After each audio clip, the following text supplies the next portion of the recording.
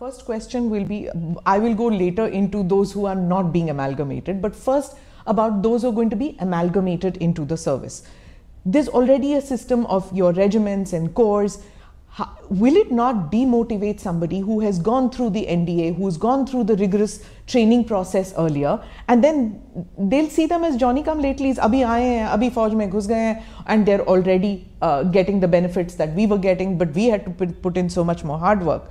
So will it cause a disruption, and will they be seen as lesser soldiers? देखिए, सेना में जाने वाला हर रिक्रूट फ्रेश होता है, चाहे वो रेगुलर में जाए, चाहे वो अग्निवीर की तरह जाए, चाहे आज से 15 साल पहले जाता था, उसकी भी पहले 1 महीने की सर्विस होती है, फिर 6 महीने की होती है, फिर 1 साल की होती है। वो शुरू नहीं होता है 15 साल की या 12 साल की सर्विस के साथ में। एक बात, जहाँ तक रेजिमेंट्स का सवाल है, इसमें 2 बातें समझनी चाहिए। ये जो रेजिमेंट्स का कंसेप्ट है, इसको कोई टिंकर नहीं कर रहा है। अगर रेजिमेंट्स हैं तो आर्टिलरी की रेजिमेंट्स रहेंगी, आर्मर्ड कोर की रेजिमेंट्स रहेंगी, इलेक्ट्रिकल मैकेनिकल इंजीनियर्स हैं या इंजीनियर्स हैं या बाकी सारे हैं। ये जो रेजिमेंटल, कभी कभी इन्फेंट्री की कुछ यूनिट्स के अंदर में बारे में लोगों को भ्रम है। पहली बात तो अब कोई कास्ट बेस्ड रेजिमेंट्स बहुत कम बची हैं, सिर्फ 2 या 3 हैं जो कि अभी भी प्योर उसी एरिया के क्षेत्र को करते हैं। और ये एक कॉलोनियल लेगेसी है। अंग्रेज़ ये चाहते थे कि कोई भी चीज़ पैन इंडिया ना हो, और वो ये चाहते थे कि उनको किसी न किसी वर्ग में बांटा जाए और उस वर्ग या क्षेत्र के प्रतिनिधि के रूप में जाए। उनका कोई नेशनल पर्सपेक्टिव नहीं हो, क्योंकि इससे उनके अपने कॉलोनियल एम्पायर को एक खतरा था। देखिए, मैं आपको बताता हूँ, इसी इंडियन आर्मी को फर्स्ट टाइम ये नेशनल आर्मी के रूप में कब आई? आज़ाद हिंद फौज की तरीके से, when it became the Indian national army.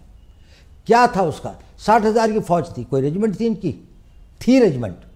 इनकी रेजिमेंट थी रानी झांसी रेजिमेंट, इनकी रेजिमेंट थी Mahatma Gandhi regiment, not an Ahir और राजपूत। हाँ, और ये नहीं थी। हाँ। और कितना सैक्रिफाइस किया इन्होंने?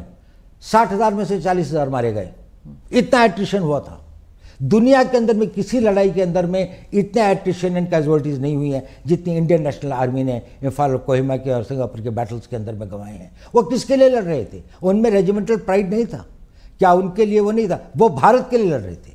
They were the soldiers of India. They called themselves the Indian National Army. But so do the regiments here, right? That's now. right. So they will continue. Okay. That's what I'm telling you. They will have the nomenclature. There will be the regiment of this. I do not know how this concept has come that anybody is tinkering with the regimental pride or the regimental ethos. उसका अपना tradition होगा। अगर कोई एक battalion है, उसकी अपना एक वैलर है, उसकी अपनी एक हिस्ट्री है, तो वो हमेशा बरकरार रहेगा और उसमें बढ़ोतरी होती जाएगी। अब इसका और हुआ ये है कि हमने ये कहा कि एक ऑल इंडिया कॉम्प्लेक्शन होगा इंडियन आर्मी का। इसको लोगों ने कहा कि रेजिमेंटल सिस्टम खत्म हो गया। रेजिमेंटल सिस्टम खत्म नहीं हुआ। इन्फेंट्री रहेगी, आर्टिलरी रहेगी, आर्मर्ड कोर रहेगा, सिग्नल्स रहेंगे। इन्फेंट्री के अंदर में भी ग्रेनेडियर्स हैं, के अंदर में गार्ड्स हैं, रेजिमेंट ऑफ गार्ड्स है। रेजिमेंट ऑफ गार्ड्स में किसका जाति के लोग हैं? कितना स्प्लेंडेड वो है उनका। ग्रेनेडियर्स है, उसमें किस जाति के, धर्म के, क्षेत्र के लोग हैं? हमारे जो परमवीर चक्र जो है, जब उनको मिला तो ये ग्रेनेडियर्स ने जितने ऑनर्स एंड बैटल ऑनर्स उन्होंने लिए हैं। तो ये सिर्फ हम ये चाहते हैं कि भारत के हर नागरिक, हर यूथ, हर युवा, every youth of this country who has got a desire and a motivation and feels a sense of commitment to defend the country, he gets an opportunity. His youth, his energy, his talent is poured towards making this country strong and impregnably defendable. India TV हर वक्त हर जगह download करने के लिए search करें India TV news Google Play Store या App Store पर।